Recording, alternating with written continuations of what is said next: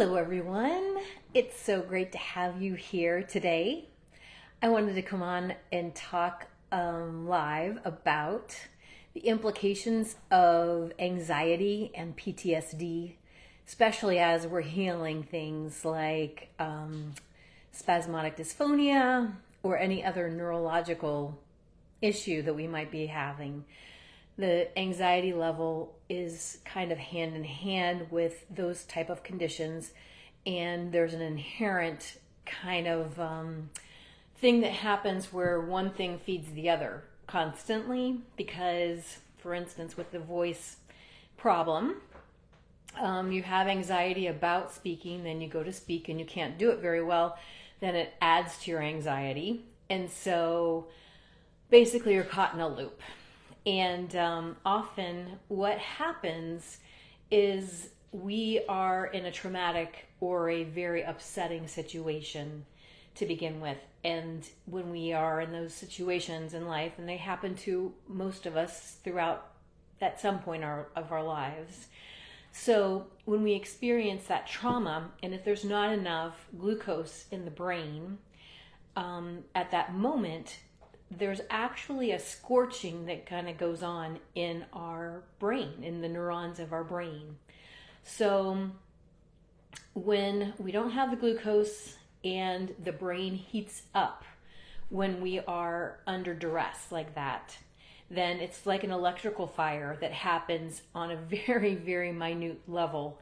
And so we can get caught, especially in a PTSD loop, when those upsetting things happen to us and we don't have the proper glucose to cool down the brain, because that proper glucose in our bloodstream at all times helps our brains run at a cooler temperature, so we have less of a chance of it overheating and becoming one of those situations where we're having sort of like a permanent brain damage on a small scale. But that damage then becomes this PTSD loop that constantly runs. And so we have to learn some different skills and tools to circumvent that loop, because first and foremost, it's a malfunction of the brain, and it's sending us danger signals when actually there's really no present danger going on in our lives. So it's important that we have these little tools that we can use so that we can basically talk ourselves off the ledge when we're having those situations. And as we learn to formulate different neural pathways instead of the same old ones that we have been experiencing, then we have the chance to heal it and go down a different path, and the different path becomes our new default. So we're basically rewiring the brain as we learn to heal this. Our brain has these neural pathways in them, or in it, I should say, they become our default. And even when we haven't been traumatized, and when there's not a PTSD situation, and it's maybe a low-level anxiety, that becomes sort of our go-to mood or state at any given time, because we're just used to it. And it's like a field of grass, like tall grass growing. And as you walk through the first time this field of grass, then there's a little bit of a path tamped down because the grass is tamped down. But as you then repeat that, walking on the grassy path of the way you went before, then that becomes the path of least resistance, and then that becomes our default neural pathway that our brain tends to just go to at any given time when we're at rest, because it's sort of how we're programmed. The brain has a habit of resorting to the pathways that it's been utilizing the most, because obviously if we are in a danger situation, we need to know how to react fast to that dangerous situation. The problem is, though, that the brain is giving us incorrect information and it's telling us we're in danger when we're actually not in danger. So we have to kind of do a workaround because the brain is not telling us accurate information at that point.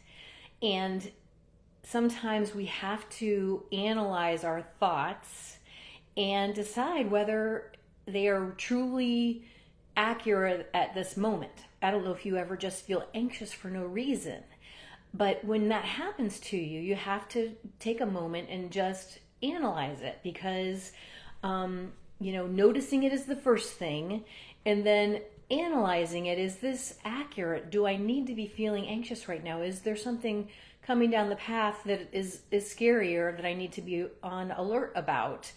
And, we start having those kind of reactions to things that are silly, a notification on our phone or something like that. That's nothing, it's not danger, but it stimulates our adrenaline and it gets our nervous system keyed up when we're actually attempting to kind of keep it in a calmer state. So as we rewire the brain, we teach it some new pathways. We say, okay, I'm not in danger right now. I'm going to just tell myself I don't need to be feeling anxious because there's no danger. I'm safe. I am in my own home. I'm in no danger whatsoever. So we have to override those other thoughts and just kind of interrupt it with the more accurate thoughts, which are, I have no reason to be anxious right now.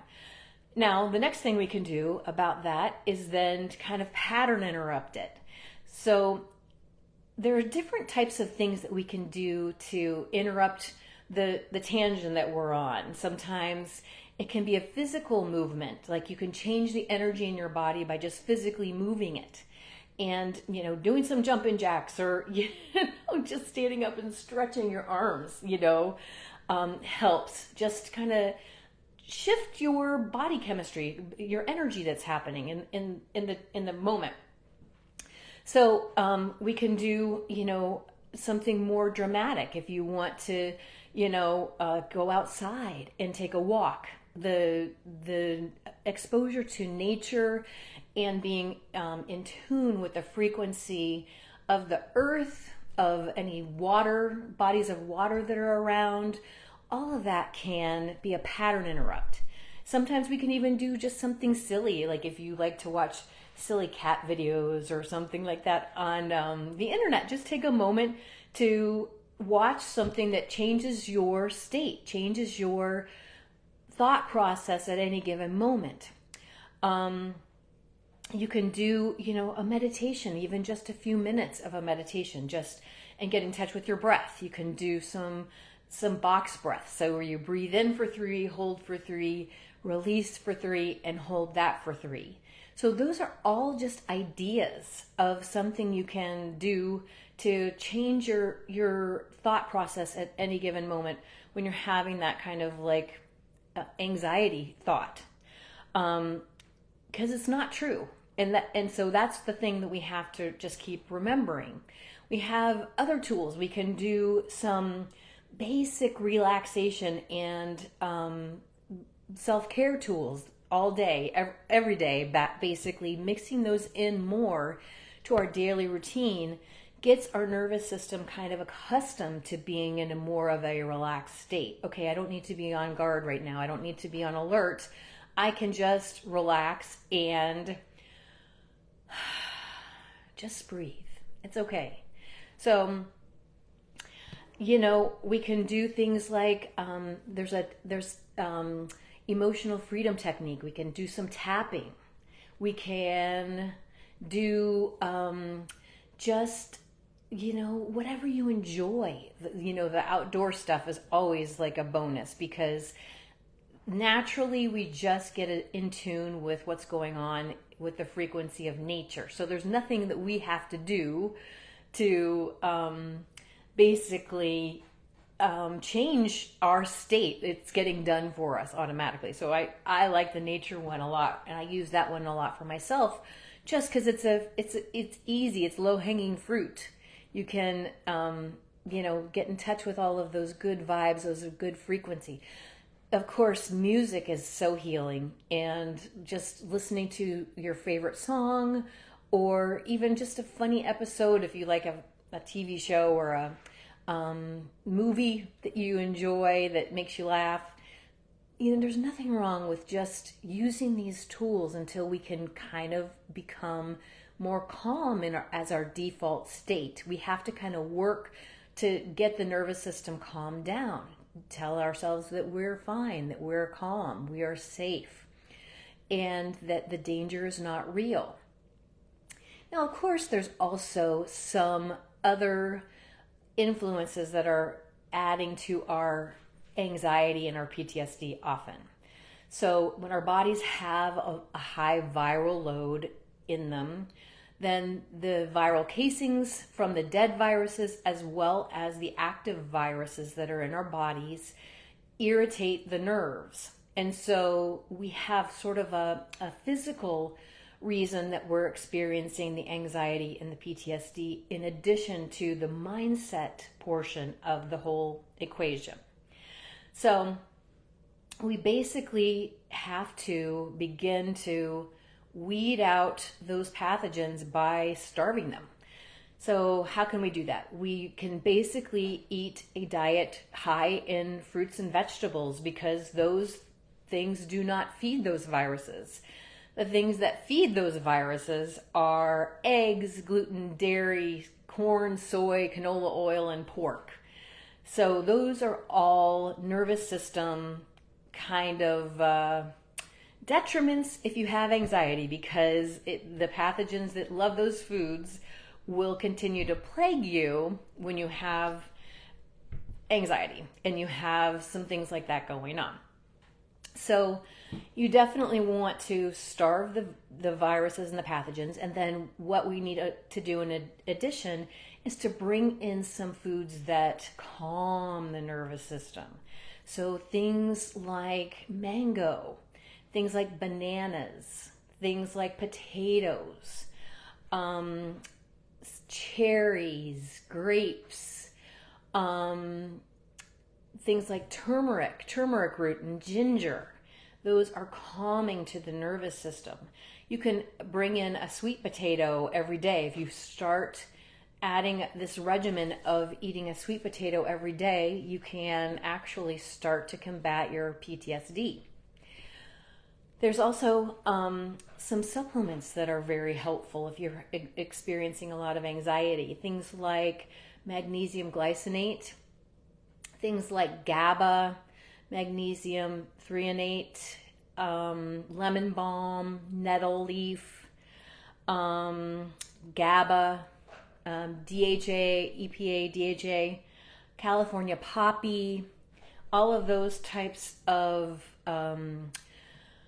supplements can also help you to kind of just bring the overall alert level of your nervous system into a more calm fashion. So that's the thing about this whole healing process. It's always a mind, body, spirit approach. You have to do it all. You can't just do the mindfulness and ignore the dietary. You can't just do the diet and ignore the mindfulness and the overrides for our brain. We have to learn to rewire and be accountable for how we're going to be showing up every day in the world. And we are in charge of our own emotional state and our own energy. So how do we do that? We have to just put some little structure in place that helps us to manage our daily existence and the things that we experience, the emotions that we experience. We have to begin looking at why am I getting so upset about everything? Is this necessary? And we have to just begin questioning the beliefs that are causing us to be upset. Because the reason that we're upset is because we have a rule or a belief that it should be some other way than it is, right? So when we recognize that, okay, it is what it is, and what am I making this mean? Why, if somebody's in a bad mood around you, that doesn't mean anything about you. Why are you getting upset because they're upset? That's my challenge on a daily basis, because I'm a very empathic person and I take on other people's energy. And honestly, I thought I was supposed to do that as a good, compassionate person. I thought I was supposed to be compassionate to the way other people were thinking and join them in their misery or something. I don't know.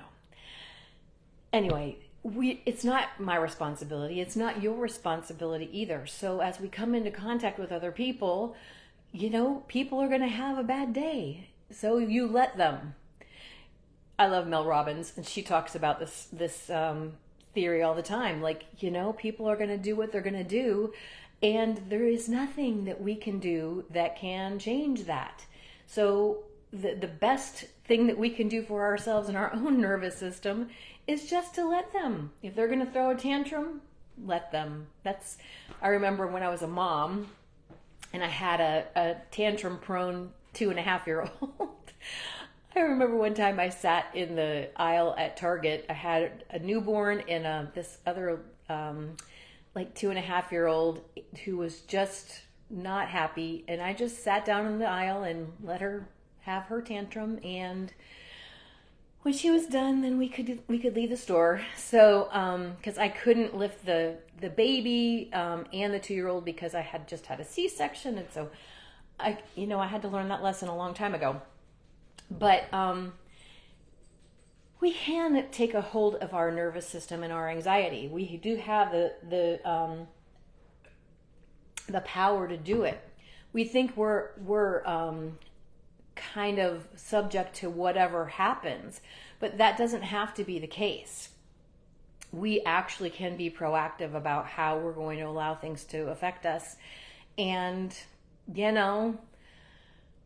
how we're going to respond. It's our choice at every moment. So we think that we have no choice, but when we start kind of nailing it down and getting into more of a introspective question of why am I feeling this way, you realize that a lot of this garbage that's going on in your mind and a lot of the moods and emotions that we feel on a daily basis are self-perpetuated and kind of put us in this pit of misery a lot of the time, and it's unnecessary, and we're doing it to ourselves. So I guess the takeaway from today is for PTSD and anxiety, we have to rewire the brain. We have to learn little tricks to bring our nervous system back into more of a even keel at all times, so that the default setting starts being more even keel. We have to make choices of how we're going to allow other people to affect us, or events. How are we going to respond? And then we have to support ourselves with the proper nutrition and all of the high vibe foods. You are what you eat. We've heard that since we're tiny kids, right? But it's super true. And the fact is that there's an energetic component to the food that we eat that affects then the energetic component within our own nervous system. So it is true. We are what we eat. And, we just try and make a change every day that is in the right direction of where we want to go. We want to be calmer. We're going to just bring in these things that I talked about more and more. And eventually, we don't make the change by doing 0 to 60. We make the change 1% at a time. So if we do 1% better tomorrow than we did today, then we are on the right path, and we're going to get there eventually. So I'm so happy to spend some time with you guys. Does anybody have any questions? I see Michael Kramer.